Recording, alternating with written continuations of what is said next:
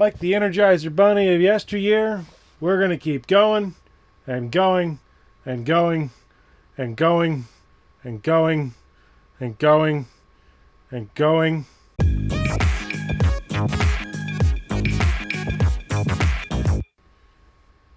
All that and more right now. Well, welcome. Thanks for tuning in. It's been a while since we've been here. Yeah, we got a lot to cover, and we're going to try and make a couple of videos, but this one is going to be a special one. It's going to be kind of a comprehensive of the last 2.5 weeks worth of stuff. I'm going to keep it pretty short and sweet, hopefully, but it's going to cover the highlights of some of the things that are going on. First thing we're going to talk about here is the Keeping It Casual article that it came out. Now, basically, what this article encompasses is it talks about many of the players and trying to basically entice the LGS to play various formats that are not as competitive. So while the Pro Tour, as it states, is mostly for the professionals that are trying to make sure that they are going to be able and obviously top those, there are a lot of other formats that exist, such as Commoner and Ultimate Pit Fight. So that article kind of summarizes some of that. Now, it's broken out in a little bit more detail when you go to the FabTCG retailer news section under the Casual Play and Armory kits. And what that basically states is that from now on, stores will be able to run up to 2 Armory events per month, which is the Casual Play. And that cold foil would be a random prize draw. Yes, random. That means I actually have a chance to win something because hashtag I'm not a professional. Anyways, what's nice about that is that because there's different formats and your armory can be ran in various different ways, you have Ultimate Pit Fight, you have Commoner, you have Blitz pre-constructed, and Shapeshifter sealed. So that opens up the possibility for a couple of different play groups to begin as well. I know in my local community, I am really spearheading trying to get UPF off the ground, and it is kind of hard, but I have high hopes for it. We actually have, I believe, Tuesday of next week. Thank God we're going to have some folks show up to a brand new store, and we're going to see if we can kick it off in style. So I look forward to that, absolutely. By the way, my voice is a tad bit hoarse. I don't know what the right word is. Yeah, Baltimore was not kind to me. Mostly the voice the voice component. Stores also may use leftover organized play kit materials to support on-demand and welcome events decks at their discretion. This includes leftover promos from prior Armory events as well as some other pre-releases or skirmishes. Now, let's talk about Baltimore and my experience at Baltimore. Serious note, I had a lot of fun at Baltimore. Now, I'm going to make my own whole video about it, but holistically, I wanted to talk about 2 main things. One, I have actually never felt less safe in my life outside of the venue. I rolled up to where the Airbnb was going to be, and I was carrying a significant portion of very expensive items. I had to go rent a hotel room. I'm just going to be completely transparent with this. I felt like I was completely unsafe, ergo, I had to seek alternate arrangements to where I was. Outside of that, Baltimore, the Pro Tour was fantastic. The venue was amazing. The vendors were awesome. The people I met were awesome. All the interior events were awesome. The UPF event I had was awesome. Frankly, if you just shave off everything that was me trying to get from the hotel to the venue and basically going back at the end of the venue, straight beelining to my hotel, dropping off my gear, and then going out to experience a little bit of the town, yeah, I will expand more on that later, but long story short, Baltimore was awesome. There was a lot of firsts for me, but sketchy might be the word I would use. So, needless to say, I don't think I'm ever going back to Baltimore, and I'll let y'all figure out why later. Anyways, so the Pro Tour had a live blog, and that, in and of itself, is actually a pretty awesome live summarization of what happened. It's a pretty succinct timeline of what happened. It goes through stuff. It's actually an excellent read. If you haven't seen it, I highly recommend it. I will probably cover a little bit of that. Some of my videos do overlap. I was on site videoing some of my stuff, getting some interviews and things like that. So that was pretty awesome. Now, as you saw in my intro here, we had the banned and restricted announcement. Now, in CC, nothing changed, and in Blitz, Icelander and Oldham both hit Living Legend, which means the Kraken's Aether Vein and Winter's Whale are now no longer legal. What's interesting is that Drone of Brutality has indeed come back to being legal. Yes, the very first card that they did ban, which has been since 2021, it's now legal again. So we'll see how that affects the Blitz format. Blitz is pretty fast, so I don't really have anything more to really add to that, other than it does give some options, as they did spell out in the article, for some very interesting deck arrangements. Now, I'm more happy, obviously, because that has been legal in UPF, so I've been running it. But now it's available in another format, and sadly it jumped like in price. So if you haven't picked yours up, I would be a little cautious on spending $5 to $7 on it. However, I will give the word of wisdom that it was removed from the Japanese print run of the WTR boxes, so it was only available in the early Belgian print runs and first edition, meaning that the quantity that's out there, I don't know the breakdown from the collector's week, but there probably is not near as many of those as people think. So just be aware that now that it is back to legal, you might need to pay a tidbit more for them. So I'd always recommend, at nothing else, keeping a set of 3, 3, and 3 of these once you get a hold of it, and then you don't have to worry about it. So anyways, the other banned and restricted item was in UPF. It was the Go Bananas card, and it was banned. I actually was running this in Baltimore in my deck. I added it as a last minute. I didn't actually get to it, but I can understand wholeheartedly why. It is still a fantastic card. I own one. I love it. I do want to use it, but obviously I'd like to put some restrictions around it, just kind of like they were talking about, maybe going and getting just a couple of packs. Again, it's not for every game, but in UPF, it does add some very interesting flavor or spice, but it also does break the core tenet of being able to only have 2 of something. So if you're really, really trying to hunt for something, especially in like a gold foil on the line scenario, it could tip the favor in your balance, but yeah, it is what it is.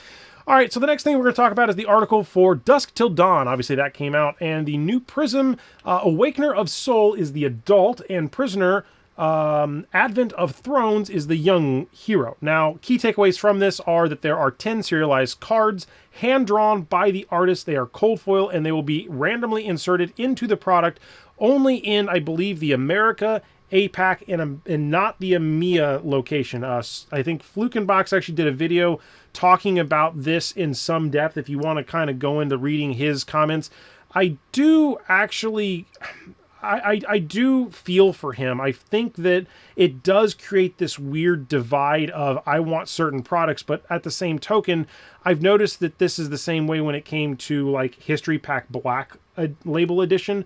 I was trying to seek out the ones from Italy, from Germany, from in French and in Spanish, because they were not released here in the U.S.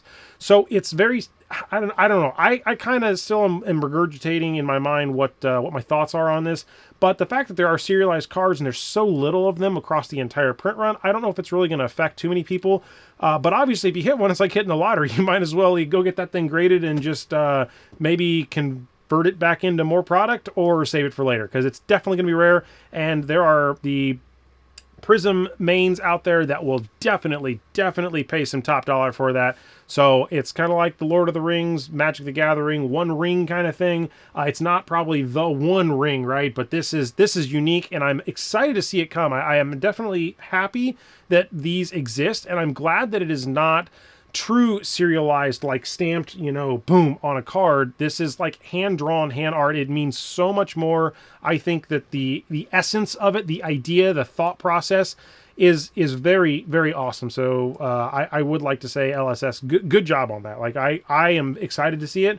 I don't know how much this product I'm going to be personally getting, because I really didn't do that great with Outsiders, but that's another ball of wax. So each of those art sketches are hand-drawn, again, by the Livia Prima and Federico Missetti, if I believe I'm pronouncing those correctly. So those are each the original artists that came with those. Now, the pre-release event, which is now called the War of the Monarch pre-release event, does have a couple of FAQs that I want to cover here.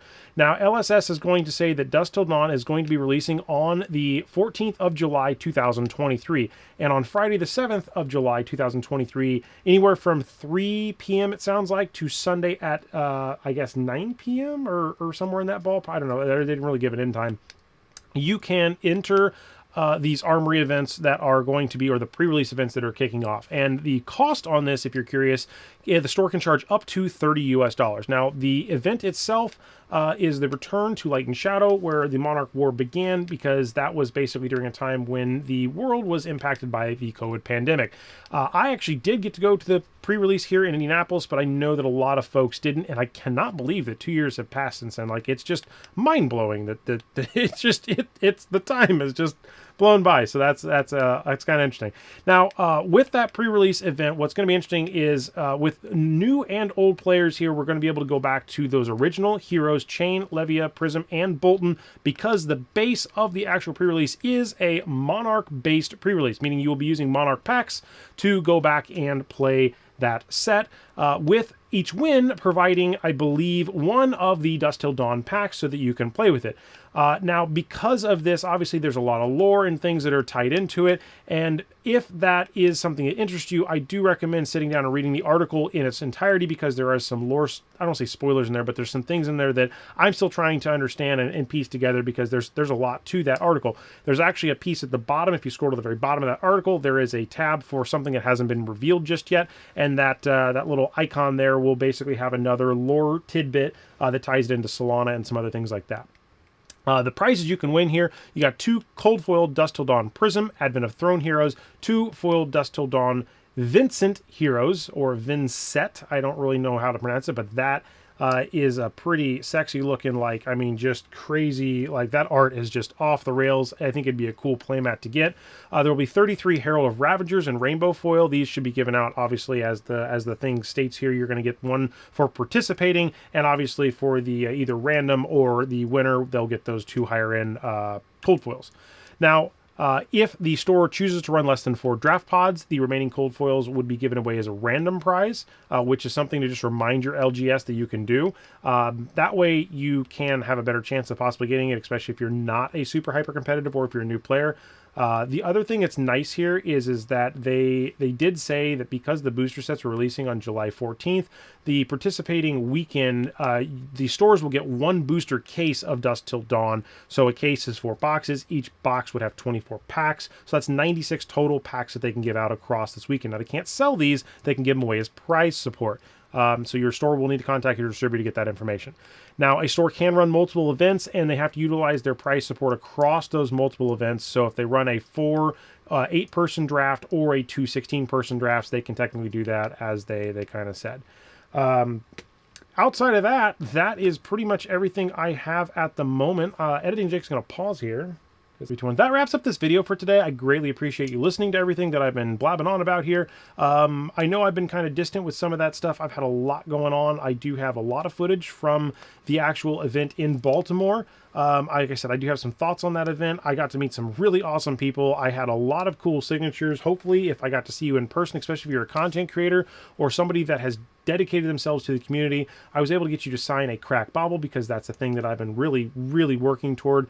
If I did not get to see you at that event, I will be attempting to maybe go for a day trip, or maybe spend 1 night at the Pittsburgh event. I do not know if I'm going to spend multiple nights there, because that is going to be not financially feasible for me to continue to go to some of these events at that scale. However, I would be interested in possibly going for at least one of the days, meeting with some people, kind of seeing what's going on, and at least getting to experience that event in a different town. That is about a 6-hour, 7-hour drive. So I might look for some folks to be able to go with, maybe an Airbnb that's not in the complete bad part of the city.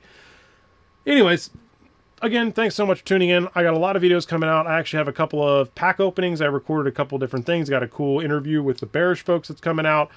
Just a lot of awesome stuff from Baltimore. So until next time, may your games be fun and your friendships grow. Cheers.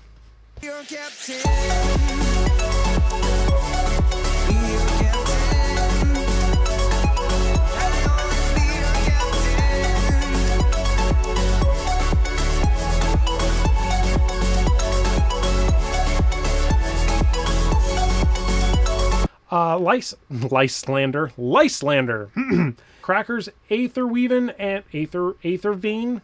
And no, I wasn't joking. Baltimore, to me, never, ever going back, period. Don't care. Never going back. Even if Worlds is there, that's going to be a rough one.